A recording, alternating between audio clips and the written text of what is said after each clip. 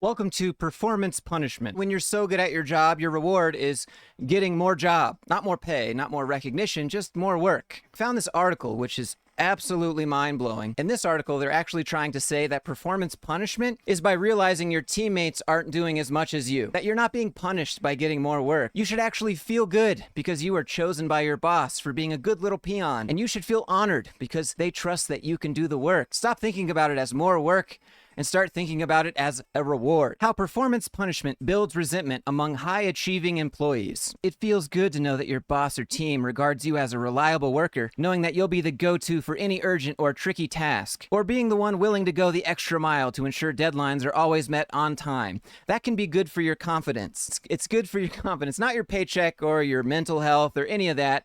It's good because the boss chose you. And the way they approach this is totally mind-boggling. They actually try to blame other people for respecting their life. How many dinners do you watch your underperforming colleague go to with their friends while you stay online working late, for instance, before it starts to grind your teeth? That's right. You should be mad that other people aren't doing as much as you. They respect themselves, and that's frustrating. You can only handle being a bootlicker for so long by yourself. Everyone else should be licking boots too. That's actually performance punishment. It's the additional work, projects, more expectation than your peers. And it's a slow creep, imperceptible at first. Being chosen for an assignment can feel good, especially knowing that your boss can trust you to do it right. And reward in the brain makes us want to be overachievers. The punishment piece comes in when we realize our teammates aren't doing the same. We're rewarded, but there's a sense of unfairness. So they're actually claiming that you're being rewarded with more work, not punished. You're punished because other people are lazy. Because they do their job and go home. Because of that quick feeling of reward for being chosen for your abilities over your colleagues, we often overlook the actual red flag there is. Sure, you'll get them done, but it could result in you working longer than an 8-hour day. Meanwhile, low-level achievers are able to sign off early.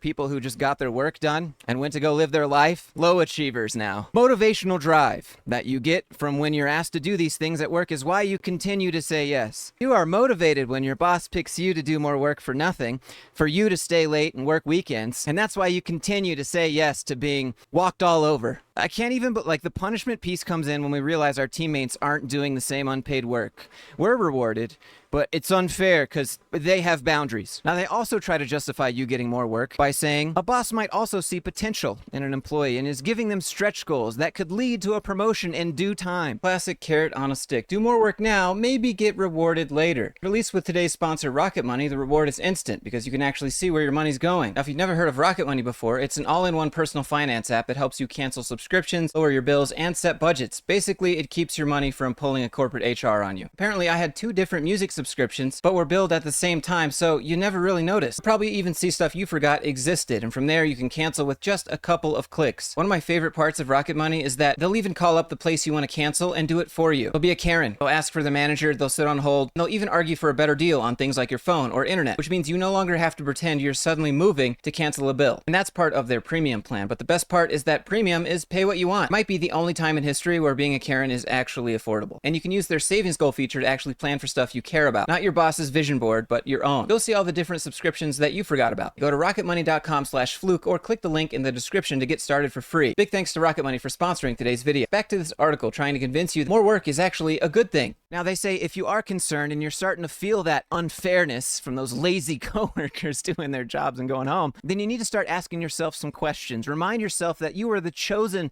little worker bee. Ask questions like, am I truly the only one you're relying on because of my experience? I'm glad you came to me, but this could be an opportunity to develop someone else. And they tell you the exact verbiage to use so that you don't make your boss feel at blame for making you feel overworked and unfair that everyone else is not doing free stuff. This person suggests using I statements as well when describing how this sort of performance punishment has impacted you as a worker, which could look like, I feel overwhelmed, or I feel like I'm doing more than what I should be doing. And this helps avoid putting the blame towards your boss, even though your boss is to blame. The reliable workers who never say no could easily end up burnt out or wanting to quit their job, especially if they end up with the same evaluation as their peers who do less. I'm sorry, you mean their job? Less? Really? I wonder how much they paid this person to gaslight employees like this, because that's what this is. If you've ever wanted to read corporate propaganda, this is the article for you. What do you think about this garbage? Hit the like button. And if you enjoyed me calling out this corporate nonsense, especially stuff that tries to gaslight you like this, click subscribe. Maybe share it with a friend so they don't buy into this nonsense. Having said all that, I hope everyone is doing really well, and I'll see you in the next one.